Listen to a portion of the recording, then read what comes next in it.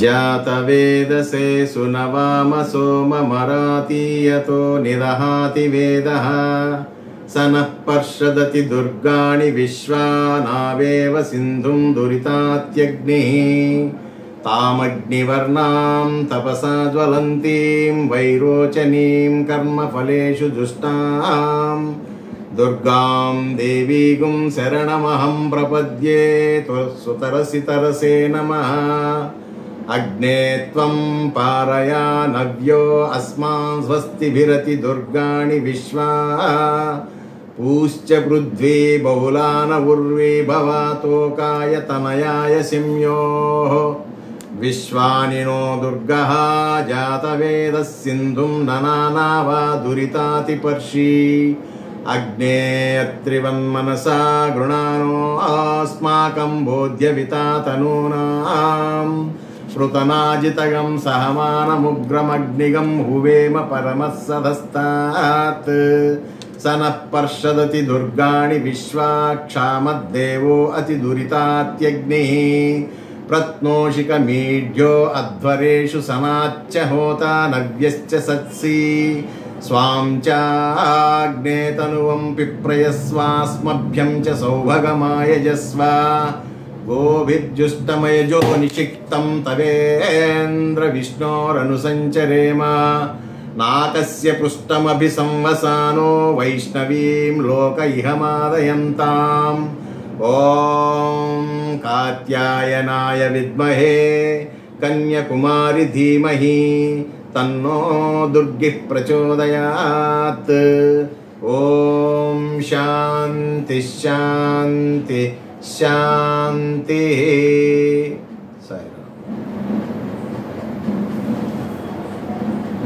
అందరికీ సాయిరామ్ అండి. ముందుగా అందరికీ దసరా శుభాకాంక్షలు తెలియజేస్తూ, ఈ దసరానే ఆశ్వేయుజ మాసంలో మనం జరుపుకుంటూ ఉంటాం. మొన్న మధ్య నవ గణపతి 9 రాత్రులు జరుపుకున్నాం, అది భాద్రపద మాసం.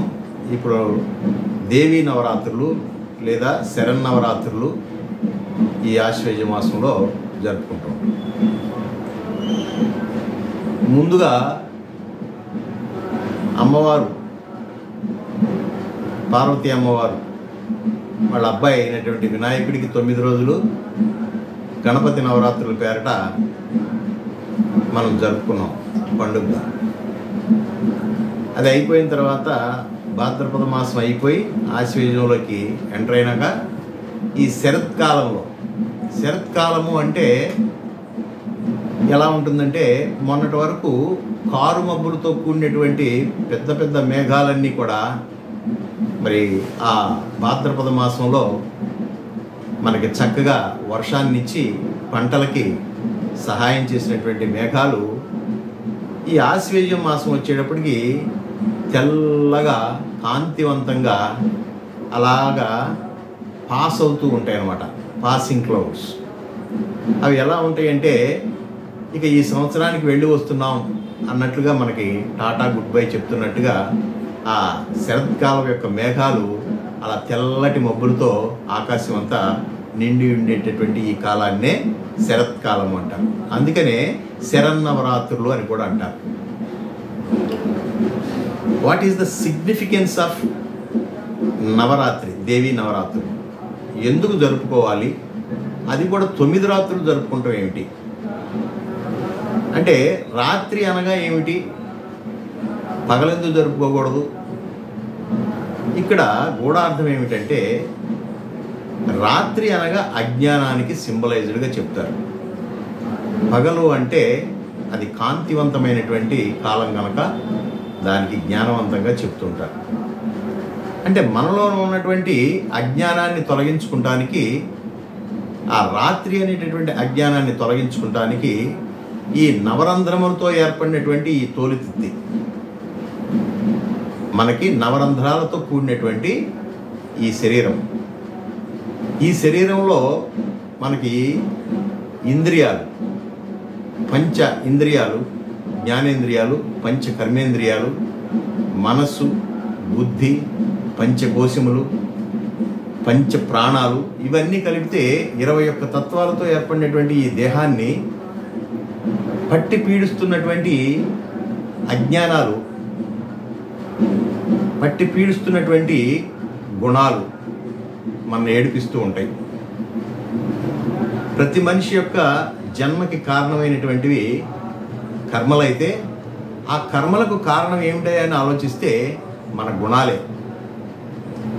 అందుకని ఈ దక్షిణాయనంలో ఇది చాలా సాధనా కాలము అంటారన్నమాట.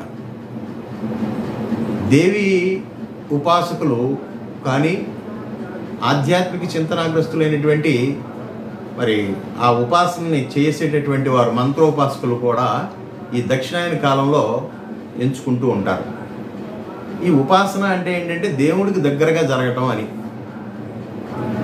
అంటే దేవుడు దగ్గరగా లేడా మనకి అని అంటే మనలోనే ఉన్నాడు, కానీ భావనాపరంగా మనకు అటువంటి భావన కలిగేటటువంటి స్థితికి తీసుకువెళ్ళేటటువంటిదే సాధన. అదే రకరకాలైనటువంటి స్పిరిచువల్ ప్రాక్టీసెస్ ఉన్నాయి. ఏ సాధన చేసినా కూడా ఈ దక్షిణాయన కాలంలో ఈ భాద్రపద మాసం తర్వాత ఆశ్వయుజంలో వచ్చేటటువంటి దేవి నవరాత్రులతో ఈ సాధన స్టార్ట్ చేసుకుని 9 రోజుల పాటు పండుగగా దేవి నవరాత్రుల్ని మనం సాంప్రదాయంలో జరుపుకుంటూ ఉంటారు. 9 రాత్రులు ఎందుకు జరుపుకోవాలి అని అంటే దీనికి ఒక పురాణంలో మనకు తెలిసిన విధంగా మరి ఆనాడు రామాయణ కాలంలో త్రేతాయుగంలో రావణాసురుడి మీద రాముడు 9 రోజులు యుద్ధం ప్రకటించి యుద్ధాన్ని చేసి విజయాన్ని సాధించి 10వ రోజున మరి పండుగగా చేసుకున్నారు అని చెప్పేసి.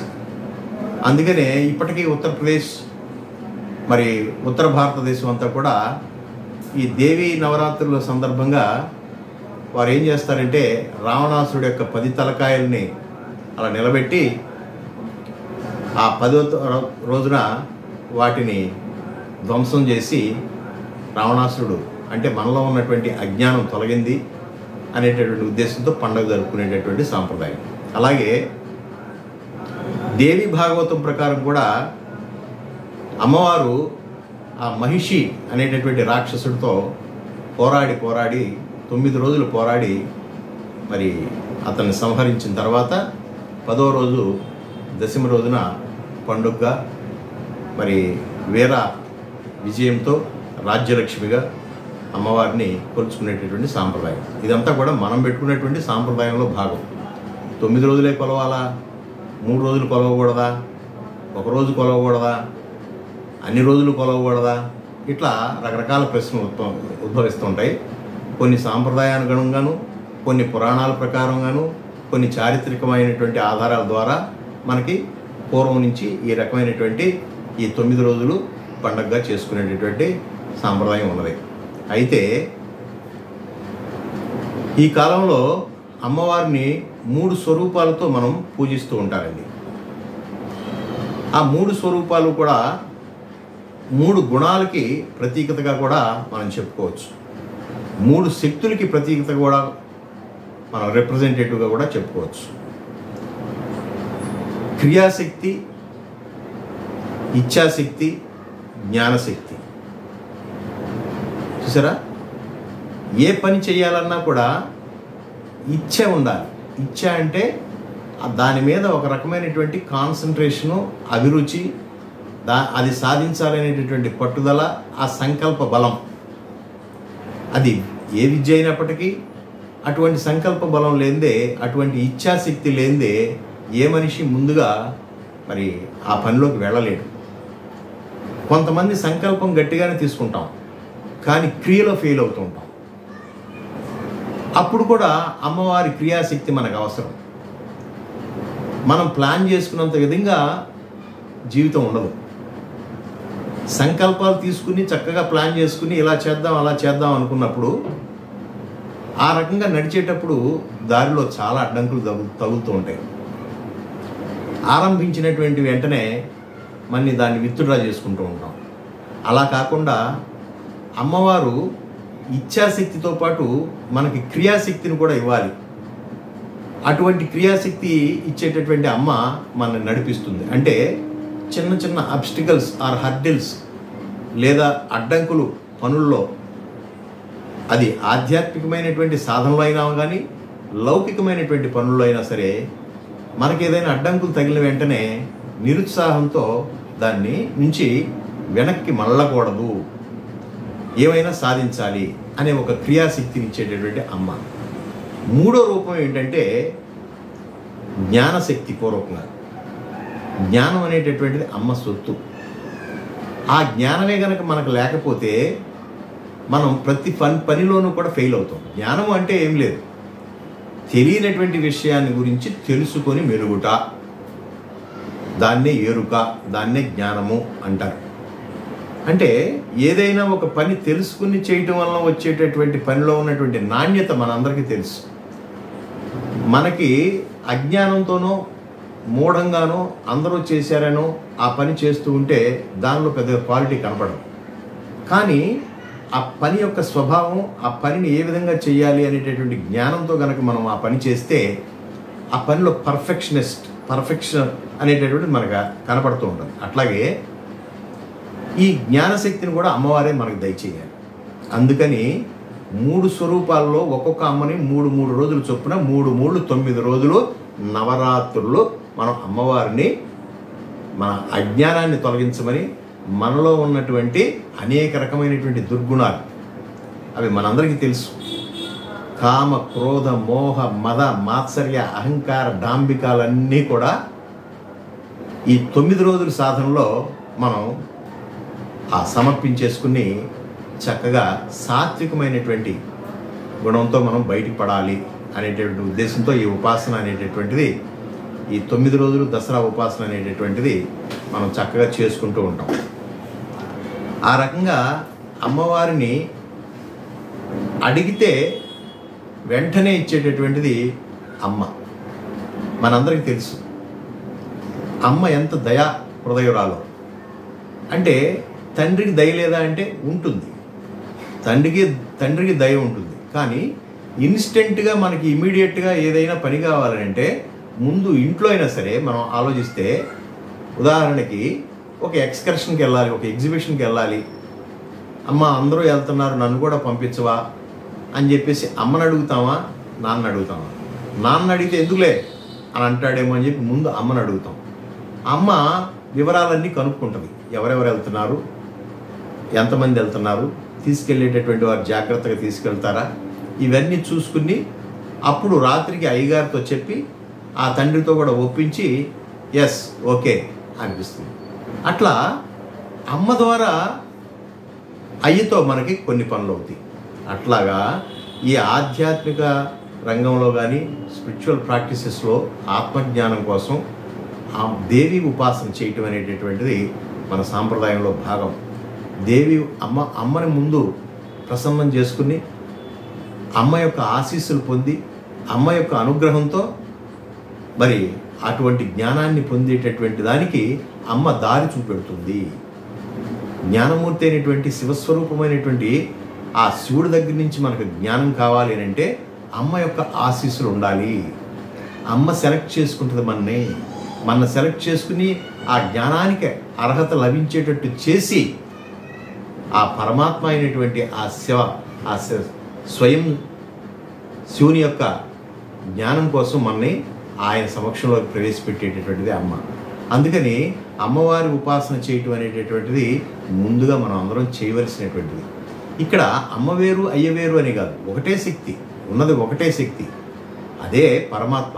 ఆ పరమాత్మే అమ్మలాగాను అలాగే తండ్రిలాగాను కూడా గురువులాగాను కూడా అన్ని రకాలుగా కూడా మరి మనకి చేస్తూ ఉంటారు. కాబట్టి దుర్గా, లక్ష్మి, సరస్వతి. అందుకనే నవరాత్రుల్లో మొట్టమొదటి 3 రోజులు కూడా కాళీమాత, అంటే కాళీమాత దుర్గామాత కాళీమాత, ఈ కాళీమాత ఉపాసన లేదా దుర్గామాత ఉపాసన 3 రోజులు చాలా తీవ్రంగా చేస్తారు. తర్వాత లక్ష్మీ పరంగా ఉంటుంది, మహాలక్ష్మి అని, ధనలక్ష్మి అని, సంతాన లక్ష్మి అని. తర్వాత 3 రోజులు కూడా ఆ లక్ష్మీ పరంగా మన సాంప్రదాయంలో ఆ రెండో 3 రోజులు అంటే 6 రోజులు అలా అయిపోతుంది. ఆఖరి 3 రోజులు జ్ఞాన సరస్వతి సరస్వతీ మాతకి రిప్రజెంటేటివ్గా ఆ 3 రోజులు కూడా ఆ సరస్వతీ మాతని ఉద్దేశించి అనేక రకాలైనటువంటి ఉపాసనలు, ఇవన్నీ ఉపాసన క్రియల్లో భాగంగా మరి గురువుగారి సమక్షంలో చేసేటటువంటి ఉపాసనలో ఇలా 9 రోజుల్ని 9 విభాగాలుగా 9 రోజులుగా 3 విభాగాలుగా విభజించుకుని ఆ అమ్మకి దగ్గరగా చేసేటటువంటి సాధనా క్రమమే ఈ నవరాత్రులు. అటువంటి నవరాత్రుల గురించి మనం ఇవాళ చక్కగా దివ్యంగా ఈ రోజున మనం మాట్లాడుకోగలిగాము. అటువంటి క్రియాశక్తిని, అటువంటి సంకల్ప శక్తిని, అటువంటి జ్ఞానశక్తిని, అటువంటి ఇచ్ఛాశక్తిని ఇచ్చినటువంటి ఆ మాతకి, ఆ సాయి మాతకి నమస్కారం తెలియజేసుకుంటూ అందరికీ సాయిరాం చెప్పుకుంటూ జై సాయిరాం.